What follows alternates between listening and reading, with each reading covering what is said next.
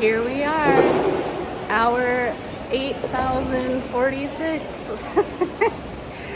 Airport number 3, right? 1, 2, 3. Yeah, I'm in airport number 3. I'm in Manila still. Woke up this morning, got about 5 hours of sleep at a hotel they put us up at, and now we're here to try it again. Off to San Francisco.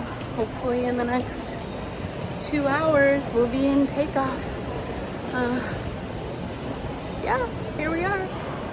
Most important thing I've realized, grandmother wisdom. Have you hydrated? Have you eaten? Have you rested? Have you exercised? Have you had a hug? Still missing number 5.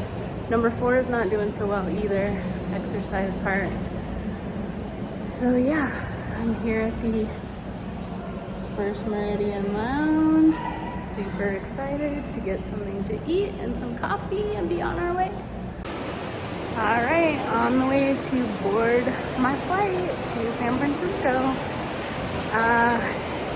Hopefully this time it works out and we actually don't get canceled or delayed.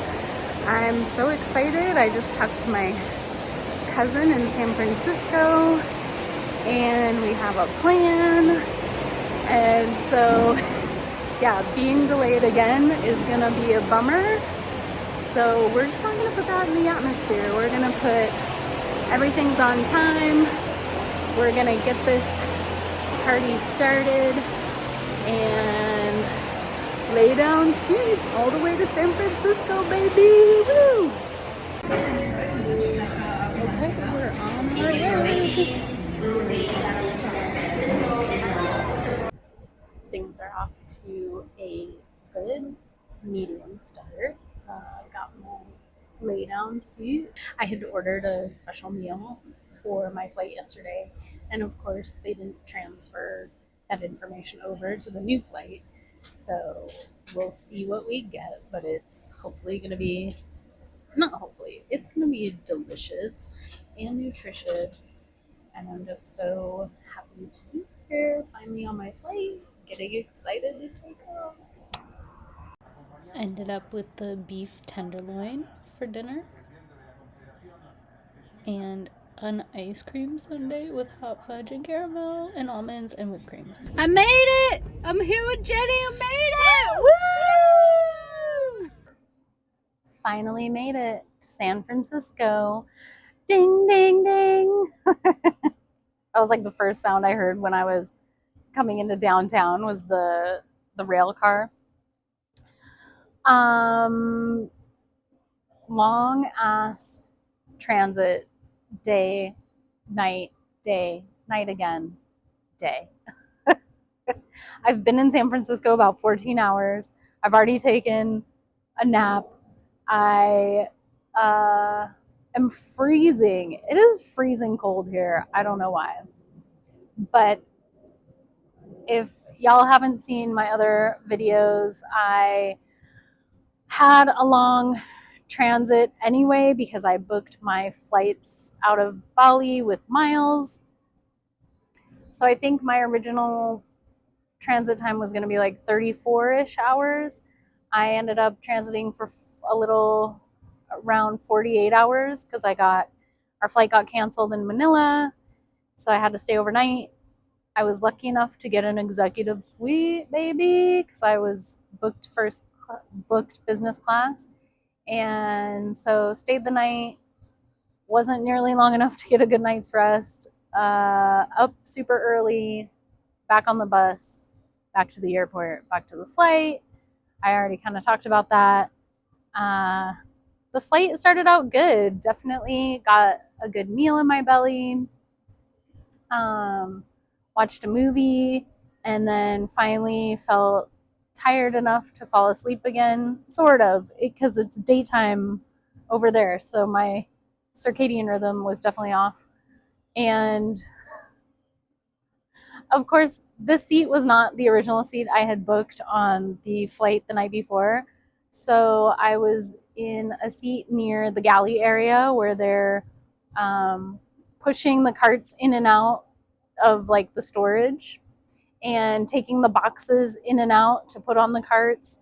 And it was quite loud. I was really bummed that even with earplugs and pillows over my ears, I could still hear people talking and those boxes moving in and out of the cubbies. I feel like at some point, either it quieted down or I was so tired I was able to fall asleep, but I didn't fall asleep for nearly as many hours as I thought I was gonna on that flight. So, yeah, I'm praying that the next week I'm not super jet lagged. Hopefully, I get a good night's sleep tonight and kick this jet lag. But yeah, it's been a wild 48 hours.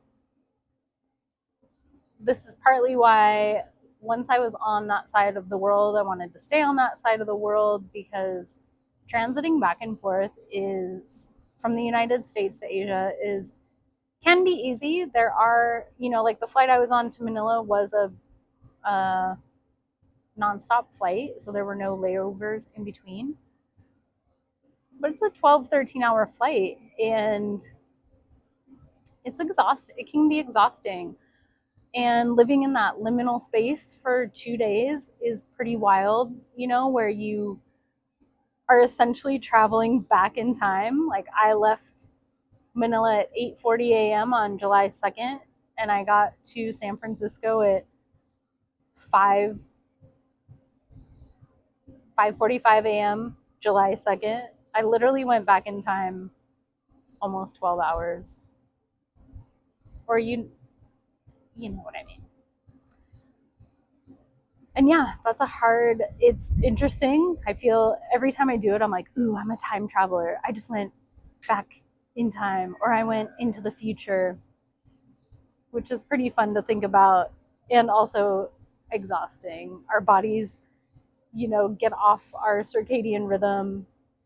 And I tried to stay up for as long as I could today. I wanted to reset my circadian rhythm and my clock, which when you arrive early in the morning like that, it's best to stay awake all day long, wait till the sun goes down, and then go to sleep.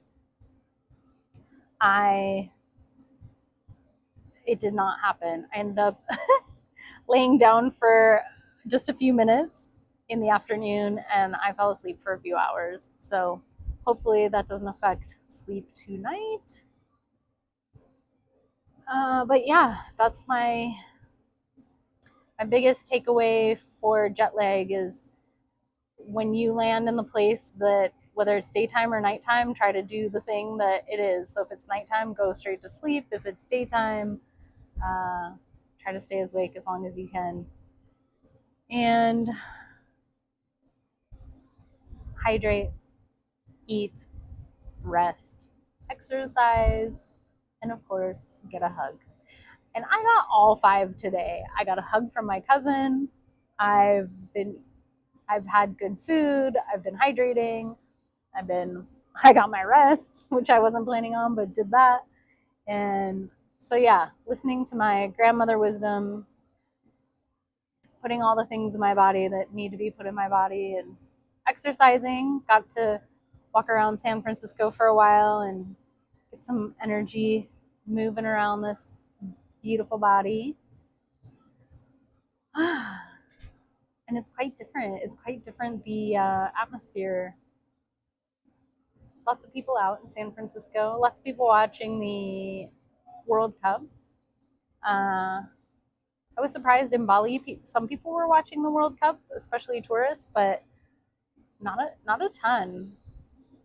But I also wasn't going to some of the more touristy areas. I was staying in more of the local areas. So anyway, it's definitely a vibe.